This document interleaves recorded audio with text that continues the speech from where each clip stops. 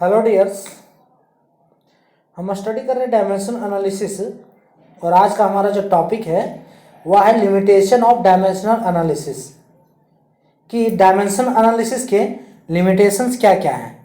ठीक है, तो इसका जो पहला लिमिटेशंस है कि ये trigonometrical, exponential and log functions के बारे में करेक्शन नहीं कर सकता है, उसे चेक नहीं कर सकता है, या फिर उसे बता नहीं सकता है कि इस क्वेश्चन में ट्रिगोनोमेट्रिकल, एक्सपोनेंशियल या लॉग फंक्शन का यूज किया गया है।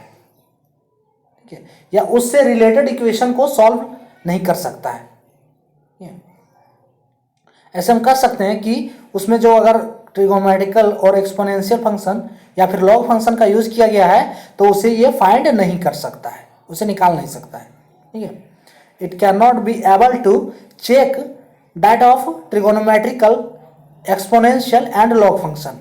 ठीक है, फॉर एग्जाम्पल के लिए लेते हैं जो h इक्वल्स टू होता है हाइट, h जहाँ पे कैपिलरी राइज का जो हाइट है वह आता है 2 sigma cos theta by r rho g, ये होता है, जहाँ पे सिग्मा है सरफेस टेंशन, सिग्मा है सरफेस टेंशन, आर है रेडियस एंड रो है डेंसिटी एंड जी है, आर है रेडियस, रो है डेंसिटी एंड जी जो हमारा है एक्सेलरेशन ड्यू टू ग्रेविटी। जी क्या है? Acceleration due to gravity. तो फॉर एक्सपोनेंशियल फंक्शन के लिए हमारा जो इसमें जो यूज किया गया है कॉस थीटा। ठीक है, पहले हम ट्रिगोनोमेट्रिकल फंक्शन देखते हैं। सो ट्रिगोनोमेट्रिकल फंक्शन इसमें यूज किया गया है 2 sigma cos theta by r rho g. तो कॉस थीटा क्या है? ट्रिगोनोमेट्रिकल फंक्शन है। ठीक है, कॉस थीटा क्या है? ट्रिगोनोमेट्रिकल फंक्शन है। तो इसका जो फाइंड, इसका जो चेकिंग है या फिर कह सकते हैं इसका एक्सप्लेनेशन जो है डायमेंशन नहीं कर सकता है। ठीक है, ये हमारा ट्रिगोनोमेट्रिकल फंक्शन है क्योंकि ये यूनिटलेस है तो इसका तो कोई डायमेंशन भी नहीं होगा। ठीक है, सो ये क्या है? क्वांटिटी है, नहीं कांस्टेंट है हमारा। सो इसका फाइंड नहीं कर सकता है डायमेंशन। फिर एक्सपोनेंशियल फंक्शन, तो एक्सपोनेंशियल फंक्शन में क्या हो गया? e to the power x, e to the power minus x, e to the power 2x, ये सब हमारे जो क्या है? एक्सपोनेंशियल फंक्शन है। और ये भी हमारे कांस्टेंट टर्म है, डायमेंशन लेस क्वांटिटी है, तो इसके बारे में भी डायमेंशन नहीं बताता है। ठीक है, नेक्स्ट हमने क्या बोला? Log function. लॉग फंक्शन ले लीजिए, जैसे लॉग एक्स, लॉग एक्स ले लीजिए, 1 बाई लॉग एक्स ले लीजिए। ठीक है, या लॉग का कोई वैल्यू ले लेंगे अगर, तो ये हमें डायमेंशन नहीं बताता है। ठीक है, इन सब का इंफॉर्मेशन हमें डायमेंशन नहीं बताता है, या इन सब का एनालिसिस डायमेंशन नहीं करता है। नेक्स्ट लिमिटेशन क्या है? नेक्स्ट लिमिटेशन है कि यह प्रोपोर्शनैलिटी कांस्टेंट और डायमेंशनलेस कांस्टेंट का वैल्यू फाइंड नहीं कर सकता है। ये प्रोपोर्शनैलिटी कांस्टेंट और डायमेंशनलेस कांस्टेंट का वैल्यू फाइंड नहीं कर सकता है। ठीक है, फॉर एग्जाम्पल के लिए ये for it can not find the value of proportionality constant और डायमेंशनलेस कांस्टेंट। ये इसका नेक्स्ट लिमिटेशन है कि ये इन सब का वैल्यू ये फाइंड नहीं कर सकता है। फॉर एग्जाम्पल के लिए हम लेते हैं अगर कि t equals to 2 pi root over l by ji.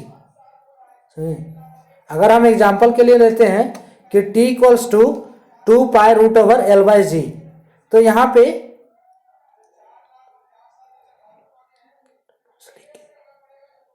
t equals to 2 pi root over l by g, अगर हम इसे लेते हैं तो जहाँ पे l हमारा क्या है? लेंथ है, और g है एक्सेलरेशन ड्यू टू ग्रेविटी।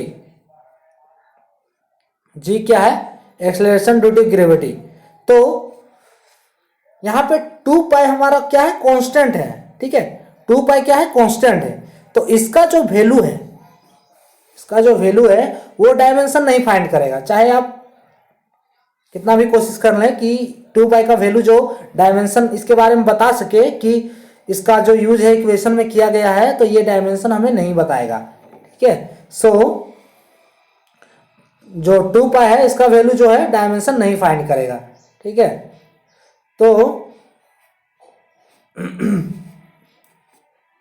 अगर आप नेक्स्ट इक्वेशन ले लें, अगर एनर्जी, ठीक है, एनर्जी इक्वल्स टू होता है 1/2 m omega square a square, equals to 1/2 m a square omega square. ये एनर्जी का इक्वेशन है, जहां पे 1/2 क्या है, डायमेंशनलेस कांस्टेंट है। ठीक है, ये डायमेंशनलेस कांस्टेंट है, और वी कैन से कि ये हमारा, और हम कह सकते हैं कि ये हमारा प्रोपोर्शनलिटी कांस्टेंट है, डायमेंशनलेस प्रोपोर्शनलिटी कांस्टेंट। ठीक है, डायमेंशनलेस प्रोपोर्शनलिटी कांस्टेंट है 1/2। तो इसके बारे में भी डायमेंशन नहीं फाइंड कर सकता है। नेक्स्ट हमारा है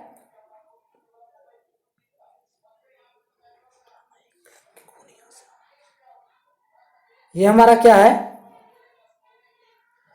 नेक्स्ट हमारा जो इक्वेशन है, it can not applied in expressions involving proportionality constant which has dimension. ठीक है, ये उस इक्वेशन में अप्लाइड नहीं हो सकता है जिसमें प्रोपोर्शनलिटी कांस्टेंट इन्वॉल्व हो। ठीक है, यानी कि प्रोपोर्शनलिटी कांस्टेंट जिसका डायमेंशन हो, ये आपको बताना है कि उस इक्वेशन में अप्लाई नहीं हो सकता है जिस प्रोपोर्शनलिटी कांस्टेंट के पास डायमेंशन हो, उस इक्वेशन के बारे में नहीं बताता है ये। फॉर एग्जांपल के लिए F इक्वल्स टू Gm1m2/r²। ठीक है, F इक्वल्स टू है Gm1m2/r², जहां पे m1 m2 है मास और r है distance between two point masses. So यहां पे फिर F है हमारा फोर्स। तो ये G के बारे में नहीं बताता। G क्या है, यूनिवर्सल ग्रेविटेशनल कांस्टेंट।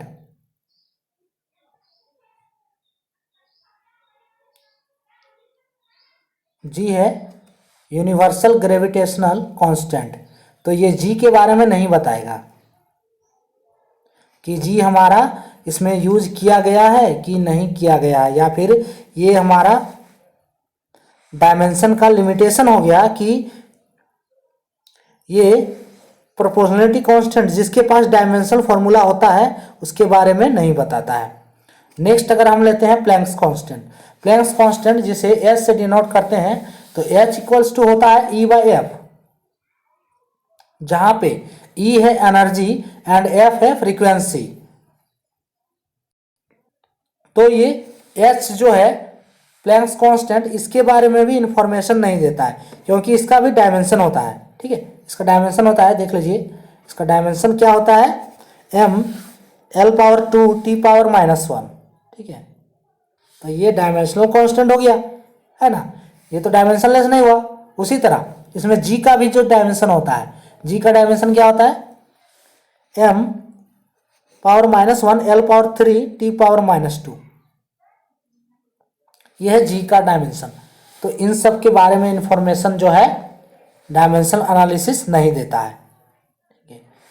ये हो गया इसका, कह सकते हैं, थर्ड लिमिटेशंस डायमेंशन का। ठीक है, इसका नेक्स्ट लिमिटेशन क्या है कि अगर कोई इक्वेशन में अगर दो टर्म यूज किए गए हैं, दो से अधिक टर्म यूज किए गए हों, तो उसके बारे में ये डायमेंशन नहीं बताता है। It can not able to establish those physical formula which contains more than 2 terms. ठीक है, it can not able to establish those physical formula which contains more than 2 terms.